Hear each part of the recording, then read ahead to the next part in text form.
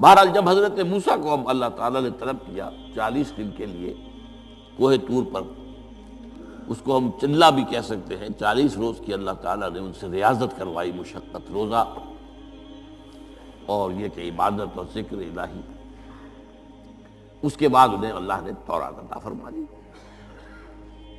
تو اسی طریقے سے وہاں 40 دن کا معاملہ ہوا حضرت موسیٰ علیہ السلام کے ساتھ۔ اس کے بعد الواح دے دی گئیں، جو پتھر کی تختیاں تھیں، ان کے اوپر جو احکام عشرہ ہیں، دی 10 کمانڈمنٹس، جو بنیاد ہے۔ جیسے میں نے کہا کہ سورہ بقرہ جو ہے شریعت محمدی کی اساس ہے، تو شریعت موسوی کی اساس وہ 10 کمانڈمنٹس ہیں، جو کہ پتھر کی سلوں پر لکھی ہوئی دی گئی ہیں حضرت موسیٰ علیہ السلام کو کوہ طور پر۔ اب پیچھے کیا ہوا؟ حضرت موسیٰ کی اس غیر حاضری میں سامری کو موقع مل گیا، اس نے گمراہ کرنے کے لیے ایک شعبدہ دکھایا، اور وہ شعبدہ کیا تھا؟ آل فرعون کے جو زیور وغیرہ ہوتے تھے ان لوگوں کے، وہ ان بنی اسرائیل کے لوگوں کے پاس امانت رکھا کرتے تھے، یعنی انہیں بھی اندازہ یہ تھا یہ اسرائیلی جو ہیں یہ بددیانت نہیں ہے، یہ جو ہے اس کے اندر جو ہے نہیں کریں گے کوئی خیانت، خائن نہیں۔ بہرحال چونکہ حضرت ابراہیم کی اولاد تھے، حضرت یعقوب کی اولاد تھے، تو چاہے اور ان میں خرابیاں آ گئی ہوں گی، لیکن یہ کہ یہ اندازہ انہیں تھا کہ یہ امین لوگ ہوتے ہیں، تو ان کے پاس امانت رکھی ہوئی تھی۔ جب وہ نکلے وہاں سے، وہ ساری چیزیں بھی ساتھ لے کر آ گئے۔ اس کو کہا اس نے سامری نے کہ یہ پھینک دو، یہ تو نجس ہے، تمہارے لیے جائز نہیں۔ اس حد تک تو بات ٹھیک ہوئی۔ پھر ان کو پگھلا کر اور ایک بچھڑے کی شکل بنا لی، اور اس کے اندر ایسا کچھ میکینزم رکھا کہ اس میں سے ہوا گزرتی تھی، اندر سے کھوکھلا تھا، تو آواز ایسی آتی تھی جیسے کہ بچڑا ڈکرا رہا ہو۔ اس نے کہا یہ ہے تمہارا خدا۔ یہ موسیٰ کو تو مغالطہ لگا ہے، کس غلطی فہمی کے اندر وہ پڑ گئے ہیں، کہاں گئے ہیں، کس خدا کے پاس گئے ہیں، یہ خدا تو یہ ہے تمہارا خدا، اسے پوجو۔ بہرحال وہاں کچھ لوگ جو ہے کافی بڑی تعداد میں لوگوں نے پرستی شروع کر دی۔ اب جب اللہ نے بتایا اے موسیٰ تمہاری قوم پیچھے فتنے میں پڑ چکی ہے، اور اس کی بھی ایک عجیب بات ہے، اس بتائی دوں آپ کو کہ حضرت موسیٰ کے لیے جو اللہ نے وقت معین کیا تھا کوہ طور پر آنے کا، آپ اس وقت مقرر سے پہلے پہنچ گئے۔ شوق اللہ نے ایکسپلینیشن کال کی، یہ سورہ طٰہٰ میں موجود ہے۔ ما اعجلک عن قومک یا موسیٰ، موسیٰ یہ تم اپنی قوم کو چھوڑ کر جلدی کیوں آ گئے؟ ابھی تو وہ وقت معین نہیں آیا، کیوں آ گئے؟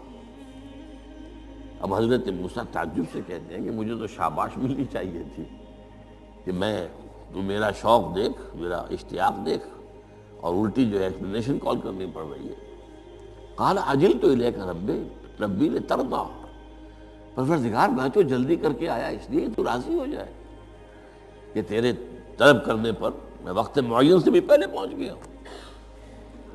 فرمایا نہیں، یہ اجرت جو ہے یہ ایسی خطا ہے تمہاری کہ تم نے در حقیقت جو یہ غلطی کی ہے اس کی وجہ سے سامری کو موقع مل گیا ہے کہ اس نے تمہاری قوم کو اضلھم السامری، سامری نے گمراہ کر دیا۔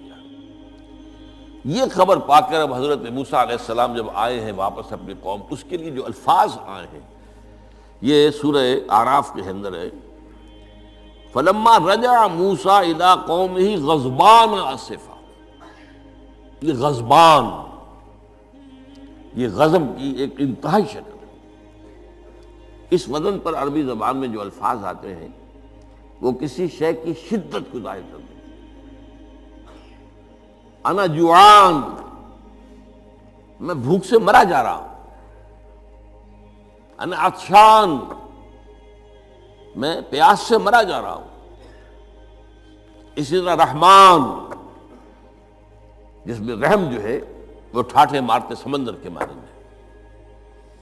تو اس وزن پر جو الفاظ آتے ہیں اسی وجہ سے غضبان، تو میں کہہ رہا تھا یہ ہے جلالی طبیعت حضرت موسیٰ علیہ السلام کی، کہ انہیں جب یہ اندازہ ہوا کہ میری قوم کے کچھ لوگ جو ہیں وہ اس طریقے سے گمراہ ہو گئے، مشرک ہو گئے، وہ شرک بھی جلی شرک، خفی شرک نہیں، باقاعدہ ایک پرستش جو ہے ہو رہی ہے ایک مشرق کی، اسے خدا مانا جا رہا ہے.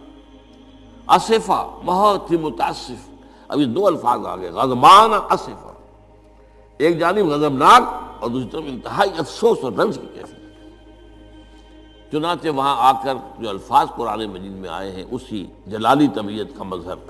وَأَلْقَى الْأَلْوَاحَ، وہ جو لے کر آئے تھے تختیاں وہ تو آپ نے ڈال دی.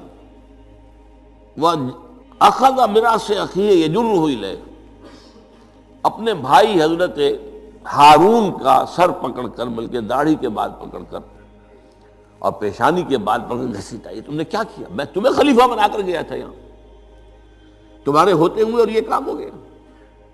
تم کیوں نہ میرے پیچھے آ گئے مجھے بتانے کے لیے؟ بہرحال چونکہ خلیفہ بنا کر گئے تھے، انہیں رہنا تو وہاں تھا، لیکن انہوں نے کہا کہ مجھے اندیشہ یہ ہوا کہ آپ یہ کہیں گے کہ تم نے بنی اسرائیل میں تفرقہ پیدا کر دیا، اس لیے میں نے برداشت کیا. کیا کرنا، روکتا رہا میں، لیکن یہ کہ میں نے ان کے درمیان جو ہے کوئی بہت بڑا قدم نہیں اٹھایا. لیکن بہرحال اس کے بعد جو قدم اٹھایا گیا وہاں پر وہ فیصلہ کیا گیا کہ 12 قبیلوں میں سے ہر قبیلے کے جتنے لوگوں نے یہ شرک کیا ہے، اسی قبیلے کے لوگ جو توحید پر قائم رہے ہیں وہ اپنے بھائیوں کو قتل کریں اور ذبح کریں. تو تورات کی روایت کے مطابق 70,000 یہودی قتل ہوا، اور یہیں سے قتل مرتد کی سزا اسلام میں یہ قتل ہے. یہ سب بات لوگ کہتے ہیں جو منکرین حدیث ہیں آج کل اور روشن خیال ہیں، اور جو اپنی روشن خیالی کا جو سند لینا چاہتے ہیں مغرب سے. تو مغرب کا تصور تو یہ ہے کہ یہ انسانی حقوق میں سے ہے. ایک مسلمان ہے، اسے اگر عیسائیت پسند آ گئی عیسائی ہو جائے، اس کا حق ہے، کیونکہ مجرم تو نہیں. یہ تمہاری شریعت میں یہ کہ قتل کر دیا جائے، یہ تو جو حقیقت جو بنیادی حقوق ہے انسان کے اس کے خلاف ہے. اسی طریقے سے ایک مرد اور ایک عورت رضامندی سے زنا کرتے ہیں، آپ کو کیا اعتراض ہے؟ جو ان کا حق ہے. ہاں، مائنر نہ ہو، چھوٹے نہ ہو، نابالغ سے زنا نہ کیا گیا ہو، جبر نہ کیا جائے. جبر کریں گے تو مجرم ہو جائیں گے، لیکن اگر رضا کے ساتھ باہمی رضامندی سے وہ کرتے ہیں یہ زنا تو کوئی جرم نہیں ہے، ان کی مرضی ہے.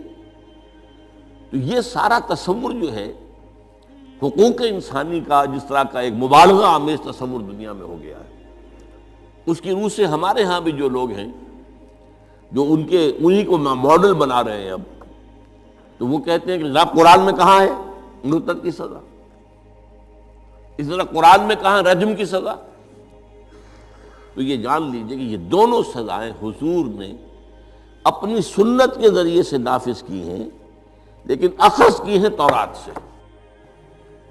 ظاہر بات ہے کہ حضور سے پہلے جو شریعت موسوی تھی وہ لاگو تھی. یہودیوں کے لیے شریعت موسوی تھی، آج تک بھی ہے.